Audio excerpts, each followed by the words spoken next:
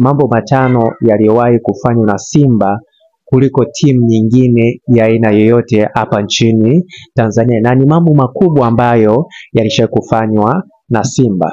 Jambo la kwanza ambalo lishawahi kufanya na Simba ni kuipiga Yanga magoli 12 kwa nunge. Hii ni mojawapo ya jambo ambalo ni la kushangaza, lakini muhimu sana kujua kwamba ni jambo ambalo ni kubwa ambalo lishawahi kufanywa na Simba, kuipiga Yanga magoli 12-0. Na pia jambo lingine ni jambo la Simba kuweza kuingia nusu fainali katika kombe la shirikisho la Afrika. Ni muhimu sana kujua kwamba hii pia ni mojawapo ya jambo kubwa ambalo lishawahi kufanywa na Simba. Na pia jambo lingine kubwa ambalo lishawahi kufanywa na Simba, kuwa na mfululizo wa kuchukua makombe katika ligi ya Tanzania. Ni muhimu sana kujua kwamba hili pia ni mojawapo ya jambo ambalo lilishawahi kufanywa na Simba kuliko timu nyingine yoyote katika nchi ya Tanzania. Na pia jambo lingine kubwa ambalo lishawahi kufanywa ni kwamba Simba haijawahi kushuka daraja. Kwa hiyo ni muhimu sana kujua kwamba hii pia ni mojawapo ya jambo kubwa ambalo lishawahi kufanywa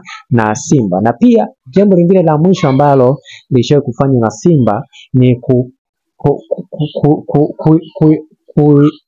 kuisaidia timu ya Yanga katika swala la maendeleo katika uongozi wake, kwa sababu ishakutokea Yanga ikakosa fedha, hali ambayo ilipelekea Simba kuisaidia Yanga kwa ajili ya kuweza kubudget katika uongozi wa Yanga. Kwa hiyo ni mojawapo ya jambo ambalo ni kubwa lishawahi kufanywa na Simba. Kwa hiyo haya ndio mambo matano ambayo yalishawahi kufanywa na Simba kuliko timu ya aina yoyote hapa nchini Tanzania. Na kama unahitaji kuweza kufahamu mambo mbalimbali hususan Simba pamoja na mambo mbalimbali hususan kwa timu pinzani ya Yanga, Azam na pamoja na timu ambazo zinashiriki ligi katika nchi ya Tanzania, hakikisha unanifollow na pia hakikisha unabonyeza neno subscribe ili uweze kufahamu mambo mbalimbali ambayo yanahusiana na mambo ya timu ya Simba. Asante, naitwa Isaac Kanyankole.